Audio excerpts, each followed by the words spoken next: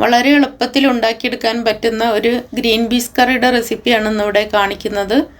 തേങ്ങ ഒന്നും അരച്ച് ചേർക്കാതെയാണ് ഈ കറി ഇവിടെ റെഡിയാക്കി എടുത്തിട്ടുള്ളത്. ഗ്രീൻ പീസിനെ വെള്ളത്തിലിട്ട് കുതിർത്തെടുത്തിട്ടുണ്ട്.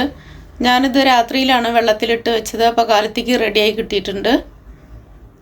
ഇനി ഇത് വേവിക്കാനായിട്ട് ഒരു കുക്കർ എടുത്തിട്ടുണ്ട്. അപ്പോൾ അതിലേക്ക് ഒരു വലിയ ഉരുളക്കിഴങ്ങും കുതിർത്തെടുത്ത ഗ്രീൻ പീസും കൂടി ഇട്ട് കൊടുക്കുന്നുണ്ട്. ഇനി അതിലേക്ക് ആവശ്യത്തിനുള്ള വെള്ളം കൂടി ഒഴിച്ചു കൊടുക്കാം. ഇനി ഇതിലേക്ക് ആവശ്യത്തിനുള്ള ഉപ്പും കുറച്ച് മഞ്ഞൾപ്പൊടിയും കൂടി ഇട്ട് കൊടുക്കാം. എന്നിട്ട് കുക്കറിൽ അത് ഒരു വിസിലെല്ലാം വരുമ്പോഴത്തേനും വെന്ത് കിട്ടും. ചില ഗ്രീൻ പീസ് വേവാനായിട്ട് ടൈം എടുക്കും. അപ്പോൾ നിങ്ങൾ നോക്കിയിട്ട് അതിനനുസരിച്ചിട്ട് വേവിച്ചെടുക്കണം. ഒത്തിരി അങ്ങോട്ട് വെന്ത് പോകരുത്. ഉരുളക്കിഴങ്ങെല്ലാം വെന്തിട്ട് പൊടിഞ്ഞു പോവാത്ത വിധത്തിൽ വേണം എടുക്കാനായിട്ട്. ഇനി ഗ്രേവി റെഡിയാക്കാനായിട്ട് 2 വലിയ ഉള്ളിയാണ് ഞാൻ അരിഞ്ഞെടുത്തിട്ട് വഴറ്റി വെച്ചിട്ടുള്ളത്. ഇനി അതിലേക്ക് 1 ടീസ്പൂൺ മുളക് പൊടിയും 1 ടീസ്പൂൺ മല്ലിപ്പൊടിയും 1/2 ടീസ്പൂൺ ഗരം മസാലയും കൂടി ഇട്ട് കൊടുത്തിട്ട് ഒന്ന് നന്നായിട്ടൊന്ന് മൂപ്പിച്ചെടുക്കണം. അപ്പോൾ നിങ്ങളുടെ കറിയുടെ അളവ് എത്രത്തോണ്ട് കൂടണം അതിനനുസരിച്ചിട്ട് നിങ്ങൾ ഉള്ളിയുടെ അളവും അതേപോലെ തന്നെ പൊടികളുടെ അളവും കൂട്ടി കൊടുത്തിട്ട് വേണം ഇട്ട് കൊടുക്കാനായിട്ട്. ഇപ്പം നന്നായിട്ട് മൂത്ത് വന്നിട്ടുണ്ട്. ഇനി അതിലേക്ക് 1 തക്കാളിയും കൂടി ഇട്ട് കൊടുക്കാം.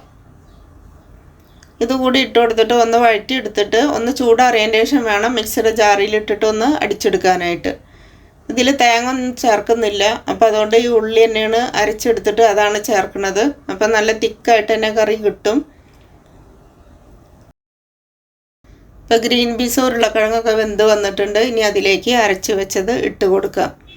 ഈ ഒരു പരുവത്തിനാണ് എടുക്കേണ്ടത്. ഉരുളക്കിഴങ്ങൊന്നും ഒത്തിരി അങ്ങോട്ട് വെന്ത് പോരുത്. അതേപോലെ ഗ്രീൻ പീസ് ചിലതൊക്കെ പെട്ടെന്ന് വേവുന്ന ഗ്രീൻ പീസ് ഉണ്ട്.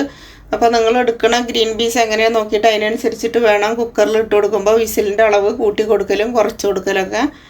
അപ്പോൾ ഇതേ ഒരു പരുവത്തിന് എടുക്കുകയാണെങ്കിൽ കറി കാണാനും നല്ലൊരു ഭംഗി ഉണ്ടാവും. അതേപോലെ തന്നെ നമുക്കിതിൻ്റെ കഷ്ണങ്ങളൊക്കെ കിട്ടും. മറ്റേതെന്ന് പറഞ്ഞാൽ എല്ലാം പേസ്റ്റ് പോലെ ആയി പോവും. ഇപ്പോൾ മസാല എല്ലാം ചേർത്തിട്ട് നന്നായിട്ട് ഇപ്പോൾ ഒന്ന് തിളച്ച് വന്നിട്ടുണ്ട്. ഇനി ആവശ്യത്തിനുള്ള ഉപ്പും കൂടി ഇട്ട് കൊടുത്തിട്ടുണ്ട്. അതേപോലെ കുറച്ച് മല്ലിയിലയും കൂടി ഇട്ട് കൊടുത്തിട്ടുണ്ട്. ഇനി ഇതിനെ ഒന്ന് നന്നായിട്ടൊന്ന് തിളച്ച് കഴിഞ്ഞാൽ പിന്നെ ഓഫ് ചെയ്തിട്ട് ഇതിലേക്ക് വറവിട്ട് കൊടുക്കാം. ഞാനിവിടെ കടുകും കറിവേപ്പിലയും വെച്ചിട്ടാണ് വറവിട്ട് കൊടുത്തിട്ടുള്ളത്.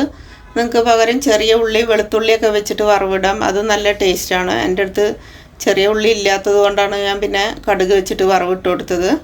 ഇനി പാത്രത്തിലേക്ക് വിളമ്പി എടുത്തിട്ടുണ്ട്. നല്ല ടേസ്റ്റുള്ളൊരു കറിയാണിത്. ചോറിലേക്കും ചപ്പാത്തിയിലേക്കും അതേപോലെ പൊറോട്ട പുട്ട് ഇതിലേക്കൊക്കെ മാച്ചായിട്ടുള്ളൊരു കറിയാണിത്. ചോറിലേക്കൊക്കെ നല്ല ടേസ്റ്റാണ് കേട്ടോ കഴിക്കാനായിട്ട്. തേങ്ങ ഒന്നും അരയ്ക്കാതെ തന്നെ നല്ല തിക്കായിട്ട് നമുക്ക് കറി ഉണ്ടാക്കിയെടുക്കാൻ പറ്റും. അപ്പോൾ എല്ലാവരും മസ്റ്റ് ഒന്ന് ട്രൈ ചെയ്ത് നോക്കണം. വീഡിയോ ഇഷ്ടപ്പെട്ടാൽ എല്ലാവരും ഒന്ന് ലൈക്ക് ചെയ്യണം, കമൻറ്റ് ചെയ്യണം.